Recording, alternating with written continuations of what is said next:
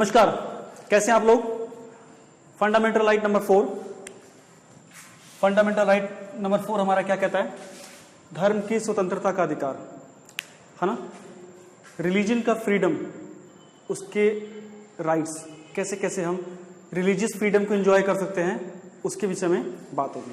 सबसे पहले हमें ये देखना है कि इसमें रिलेटेड आर्टिकल, संबंधित अनुच्छेद कौन कौन से हैं जो कि हमें रिलीजियस फ्रीडम राइट देने की बात करते हैं। ठीक है, इसके अंतर्गत है आर्टिकल 25, आर्टिकल 26, आर्टिकल 27, आर्टिकल 28। इसमें आप मुख्य रूप से अगर हम देखेंगे तो 4 मेन आर्टिकल्स में अलग अलग रूप से आपको आपके रिलीजन को मानने की आजादी दी गई है और उसको, उसके क्रियाकलापों को करने के लिए कुछ नियम बताए गए हैं। आपको पता है हमारा देश एक धर्म निरपेक्ष, मतलब पंथ निरपेक्ष देश है, अर्थात इस देश का अपना कोई धर्म नहीं है ना। इसीलिए राष्ट्र की ओर से कोई भी धर्म किसी भी इंडिविजुअल पे नहीं थोपा गया है, ये इंपॉर्टेंट चीज है। इसीलिए ये राइट हमारे लिए इंपॉर्टेंट होता है। कहीं ना कहीं संविधान में इसको मूल अधिकार बनाने के पीछे कारण यही था कि हमारा देश हमेशा धर्म निरपेक्ष बना रहे। तो अगर ये भी क्वेश्चन कभी हो कि भारत में पंथ निरपेक्षता कैसे सुरक्षित रह सकती है, कैसे सुरक्षित रह सकती है धर्म के विषय को मूल अधिकार में डालने से, क्योंकि मूल अधिकार बनते ही इसको अन्य चीजों से इम्यूनिटी मिल जाती है, ये बेसिक राइट में काउंट हो जाते हैं। तो इस वजह से हमारा धर्म निरपेक्षता का जो ताना बाना है वो बरकरार रहता है। आइए अब इनके आगे चलते हैं कि धार्मिक स्वतंत्रता के अधिकार के विषय में कौन सा अनुच्छेद क्या बात करता है। सबसे पहले हम आते हैं आर्टिकल 25 पे। आर्टिकल 25 कहता है कि व्यक्ति के अंतःकरण और धार्मिक क्रियाकलाप की स्वतंत्रता के बारे में है। फ्रीडम ऑफ कंसाइंस, है ना। व्यक्ति अपने अंतःकरण से सोच के जो धर्म अपनाना चाहे वो अपना सकता है और उससे संबंधित जो भी धार्मिक क्रियाकलाप हैं उसे करने की पूरी उसे आजादी है। ठीक है, वो किसी के दबाव में ऐसा नहीं कर सकता है, ना उसके ऊपर कोई प्रेशर है कि तुम ये मत करो या तुम ये करो। ठीक है, उसे अपना धर्म के अंतर्गत जो भी अनुष्ठान है, जो भी क्रियाकलाप है, उसे करने का पूरा राइट है। अगर कोई हिंदू है, कोई मुस्लिम है, कोई सिख है, कोई ईसाई है, भारत में सभी धर्मों में जो संख्या बल है वो अलग अलग है, लेकिन फिर भी जो राइट्स हिंदू को अपने पूजा पाठ के लिए मिले हैं वही राइट एक सिख को अपने गुरुद्वारे में पूजा पाठ के लिए मिले हैं। ठीक है, ये चैलेंज नहीं हो सकते, कोई इसको चैलेंज नहीं कर सकता है। ठीक है, ये चीज क्लियर होगी कि आपको अपनी अंतरात्मा की आवाज पे आप अपने धर्म का पालन कर सकते हैं और सभी भी धार्मिक क्रियाकलापों को देख सकते हैं। इसमें कुछ चीजें हैं, आप जो धार्मिक स्वतंत्रता की आजादी है इसको नियमबद्ध तरीके से यूज कर सकते हैं। ऐसा नहीं कि आपके उस क्रियाकलाप से कोई लोकहित का मसला जुड़ा हो या कोई मोरल बात जुड़ी हो जिससे कि मोरालिटी पे प्रतिघात होता हो या कोई ऐसी बात होती हो जिससे कि ये लोकहित के लिए समस्या बन जाए। ठीक है, अब आप धार्मिक अनुष्ठान के नाम पे कोई ऐसा कार्य नहीं कर सकते हैं जिससे समाज में गलत संदेश जा रहा है। ठीक है, जैसे वो कुरीतियां जुड़ी होती हैं कई सारी, है ना, वो उनपे अगर आप उस तरह काम करेंगे तो सरकार उस पर प्रतिबंध लगा सकती है। तो इसमें इसका मतलब क्या है कि 25.1 में क्या कहा गया है कि सरकार धार्मिक स्वतंत्रता पर कुछ हद तक निषेध कर सकती है, मतलब प्रोहिबिशन लगा सकती है। कब लगा सकती है? जब आपके द्वारा किए गए धार्मिक क्रियाकलाप लोकहित के विपरीत हो, स्वास्थ्य के विपरीत हो या नैतिक मूल्यों के विपरीत हो, मोरल एथिक्स के विपरीत हो। अभी जैसे कि बहुत ज्यादा ये कंट्रोवर्शियल टाइम चल रहा है कि रिलीजन को लेके गाय के ऊपर, स्लॉटरिंग के ऊपर चल रहा है। आपको पता है भारत के कई राज्यों में गौ हत्या पे प्रतिबंध है। वो इसी 25.1 के तहत लगाया गया है कि जहां लगता है कि गौ हत्या से धार्मिक भावनाएं किसी की आहत हो सकती हैं तो वहां गौ हत्या बंद है। इसलिए कुछ कम्युनिटी जो सर्टन बीफ वगैरह खाना पसंद करते हैं या काव का स्लॉटिंग, बीफ तो खा सकते हैं, काव का बीफ जो खाना, मांस खाना पसंद करते हैं, उनको बैन किया गया कि आप नहीं कर सकते। आप अपने धार्मिक क्रियाकलापों को करते हुए किसी अन्य धर्म का अनादर नहीं कर सकते हैं, है ना। तो जैसे ईद पे कोई गाय नहीं काट सकता है क्योंकि इससे दूसरा धर्म भी प्रभावित होता है। तो ये इस टाइप के, मैं एक एग्जांपल दे रहा हूं, हाँ, इस टाइप के काम को सरकार निषेध कर सकती है। उसी तरह से ये चीजें हर धर्म पे लागू है। हर धर्म को दूसरे धर्म का सम्मान करना होता है। सिख संप्रदाय ऐसा कोई कार्य नहीं करेगा जो हिंदू धर्म के खिलाफ हो, या हिंदू धर्म का व्यक्ति कोई ऐसा कार्य नहीं करेगा जो मुस्लिम धर्म के खिलाफ हो। ठीक है, इस पे बैन लगातार लगा रहेगा। अगला पॉइंट क्या है कि सरकार 25.2 के तहत, इससे पहले मैं एक चीज और बता दूं, फ्रीडम का मतलब ये नहीं कि आप किसी पे जबरदस्ती धर्म अपना थोप दो। आप अपने धर्म का प्रचार प्रसार कर रहे हो और जबरदस्ती अपना धर्म थोप रहे हो किसी के ऊपर, वो काम नहीं हो सकता है। इसका मतलब फ्रीडम ऑफ रिलीजन का मतलब ये नहीं है कि आपको किसी का धर्म परिवर्तन करा दोगे या किसी का धर्म परिवर्तन कराने की कोशिश करोगे।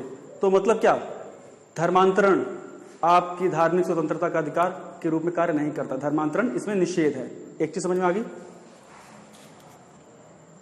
दूसरा, अब 25.2 के तहत सरकार धार्मिक स्वतंत्रता के विषय में विधि बना सकती है, कानून बना सकती है। किस अनुच्छेद के तहत? 25.2 है ना, 25वें अनुच्छेद के दूसरे भाग में सरकार कानून बना सकती है। किस किस आधार पर बना सकती है? धर्म आचरण से संबंधित, आर्थिक, राजनीतिक, सामाजिक सुधार से संबंधित।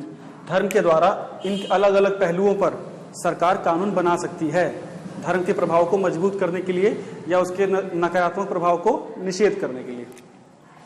तो 25वां अनुच्छेद समझ गया, सीधे सीधे जुड़ा हुआ है व्यक्ति की धार्मिक स्वतंत्रता से। क्लियर हो गया।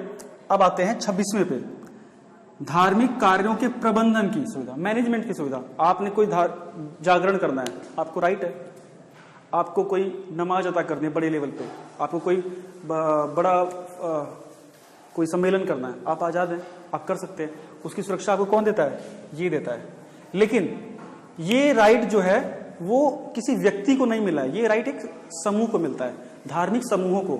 जैसे कि मुस्लिम धर्म के कई संगठन होते हैं, हिंदू धर्म के संगठन होते हैं, सिख धर्म के संगठन होते हैं, अलग अलग धर्मों के अपने संगठन होते हैं।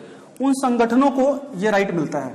ठीक है, ये राइट इंडिविजुअल को नहीं मिलता है, लेकिन ये उन्हीं संगठनों को मिलता है जो किन्हीं व्यक्ति या ट्रस्ट के द्वारा, जो किसी व्यक्ति या ट्रस्ट के द्वारा स्थापित किए गए। ऐसा नहीं है कोई भारत सरकार का प्रतिष्ठान है धार्मिक और फिर वो ऐसा कुछ कार्य करे, नहीं, क्योंकि भारत सरकार का किसी भी धर्म के प्रति कोई झुकाव नहीं है, इसलिए भारत सरकार का कोई संवैधानिक संस्था धार्मिक क्रियाकलाप नहीं कर सकती है। ठीक है, तो जो भी किन्हीं लोगों के द्वारा, प्राइवेट इंडिविजुअल्स के द्वारा या समूह के द्वारा जो धार्मिक समूह बने हैं, वो अपना मैनेजमेंट कर सकते हैं, अपने धार्मिक कर्मकांडों के लिए मैनेजमेंट कर सकते हैं, प्रोग्राम कर सकते हैं। ठीक हो गया, ये क्लियर हो गया।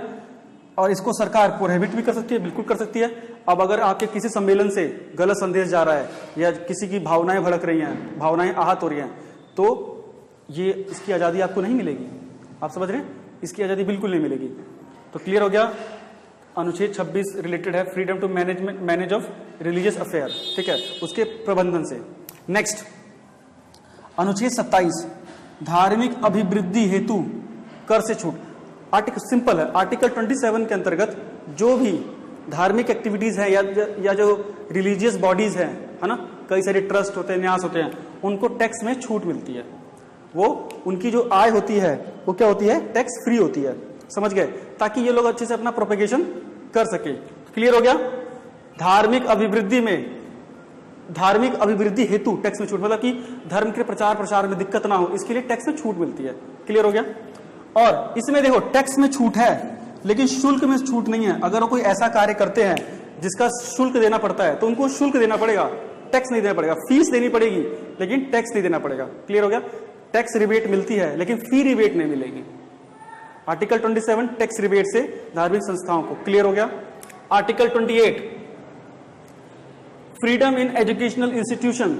अब यह है कि जो संस्थाएं हैं, शैक्षिक संस्थाएं हैं, उसमें धार्मिक क्रियाकलाप को लेकर बातें की गई हैं कि क्या किन किन इंस्टीट्यूशन में धार्मिक क्रियाकलाप हो सकता है। देखिए, जो भी स्टेट से फंडेड, जो राज्य से फंड लेके एजुकेशन का इंस्टीट्यूशन चल रहा है ना, उसमें धार्मिक क्रियाकलाप मना है।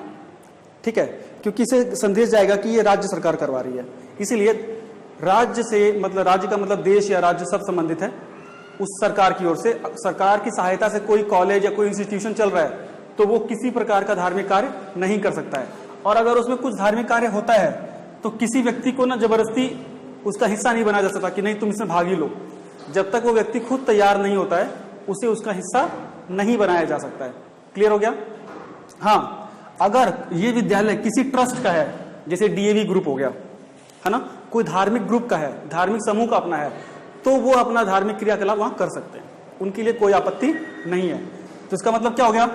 अगर किसी रिलीजियस ट्रस्ट का, ग्रुप का अगर है, तब तो धार्मिक कार्य वहां हो सकता है एजुकेशन इंस्टीट्यूशन में। अदरवाइज एजुकेशन इंस्टीट्यूशंस में धार्मिक कार्य नहीं हो सकता है अगर वो सरकार से सहायता ले रहे हैं, और किसी की भी इच्छा के विरुद्ध आप उसे किसी धार्मिक कार्य में इन्वॉल्व भी नहीं कर सकते।